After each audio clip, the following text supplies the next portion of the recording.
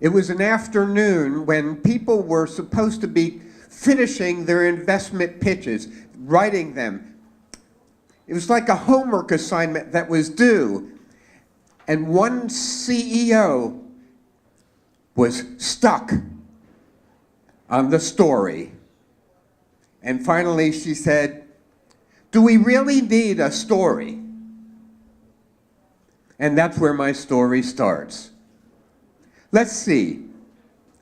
So just imagine that there's a product called Smart Persistence, persistence in a can. Just imagine. How would you sell it? Now, the old-fashioned way would look like something like this, I hope. Yeah, go, go, go. Yeah, you would have your bullet points, right? So go, there. Survival pill, makes you modern-day hero. Persistence will do. Persistence is the essence of what makes everybody successful here, right? And then it's just drink once a day and you'll be happy, you'll be successful. And it's far better than a dumb persistence pill. Okay, so you would start out with this kind of stuff and nobody would care. But it's all useful, it's all correct, but it doesn't resonate, it doesn't excite. So what to do? Comes back to the story. Let's see what this could look like. What's another way to start? Go, go. This computer here, okay. All right. All right, doing that. Okay, here we go. All right, so what's wrong? So there's no emotion. Can't feel persistence. Where's persistence? Just can't see it. So that won't sell. All right. This button won't sell either. Come on. Maybe you can help me. How about sell with a story? Does anyone play golf? Nobody? There's no golfers here at all? Yeah, I don't play. I don't play.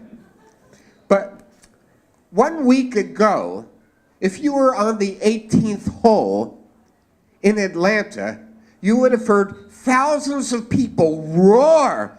It would be ear-splitting. That sound was the sound of the power of persistence. There we go. Thank you very much. Who can forget? Now, why I mention this, I know this is well known. Everybody knows Tiger Woods did something historical. A historic comeback in the world of golf. But that roar was not about winning. The roar was about winning after failure. Thank you for helping. So what we're talking about here is you can use that story, the gap between failure and years of failure, and that comeback, that's the gap that sells. That's the juice. Keep going, keep going. From miserable to miracle. That's what we're talking about. That's the gap. And the bigger the gap, the more exciting. It's not that hard. But I'm telling this story because people struggled. It was one of the most common problems that the startup CEOs had is, what story should I tell? So now, this same story about Tiger Woods in different characters was used in the last batch, batch 13, Connie, I don't know if she's here. She had a different story, but it was the same idea about bringing in a coach, a fabulous executive coach, hold on, that completely rescued Alibaba. Without this coach, probably we wouldn't have Alibaba. So that's a similar story. Alibaba was not doing well, was miserable, was about to go under. The coach made the difference. And that's a way to sell whatever the product is, or service, or company. The bigger the gap from miserable to great, the stronger the juice, the more the emotion. Continue. Hold there. Thank you. I first discovered this thing about the gap from a 9-year-old girl. A 9-year-old girl in London walked into a gym and she said, "I want to learn how to box." And they said, "No, it's just for boys." Years later, there we are. From no to yes, a 7-time world champion. I had the privilege of coaching Michelle Aboro to deliver her inspirational lifetime speech to 500 store leaders and employees at Nike. The previous speaker was Tiger Woods. Again, the bigger the gap, the stronger the juice, the more selling power you have. I'm saying when you're putting together your speeches, your sales pitches, whatever you have for investors or others, see if you can find a gap that's from miserable to miracle or something similar. This gap thing travels in the biggest speeches of the most successful speeches in the world. Hold on. Yeah, you can go with that. Keep going, keep going. Yeah, thank you. Stay there. Now, somebody did some research and they found they were examining the greatest speeches of the last decade, many decades, and they found something unusual, something inspiring that is really the reason I'm talking about this. They found in Martin Luther King's speech, there were these gaps. What the world is and what it could be. What the world is and what it could be. Over and over, repeating. And the idea of from miserable to miracle is just so inspiring, so exhilarating. Now, the interesting thing from a business point of view is he found the same pattern in the launch of the iPhone. There was a part when Steve Jobs was saying,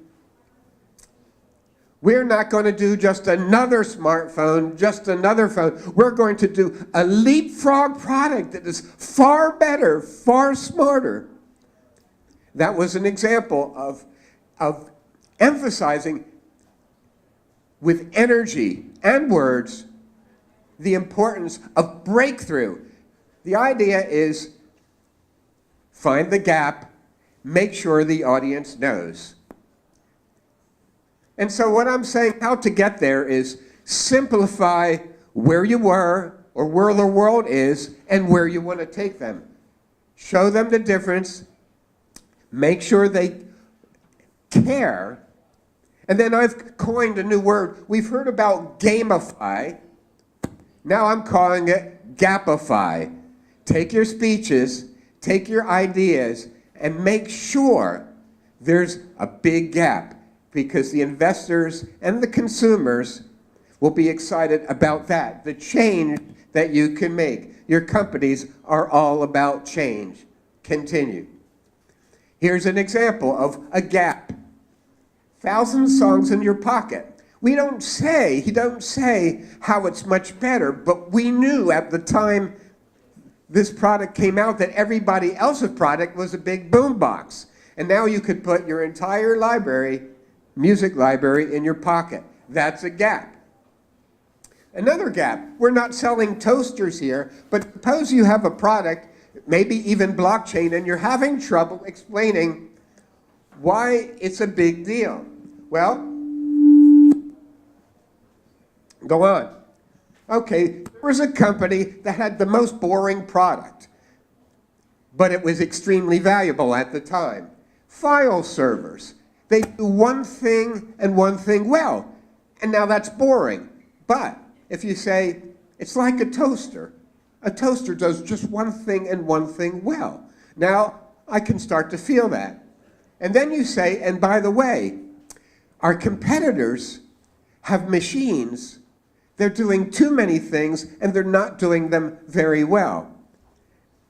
And then you roll that into the fact that there was a huge demand. Demand plus big gap means success. My time is up. I'm the founder of the Storytelling Company. I help you tell your stories with big gaps. And then when somebody says, I see a gap in your story, and you say, and that's a gap that I'm proud of. Thank you very much.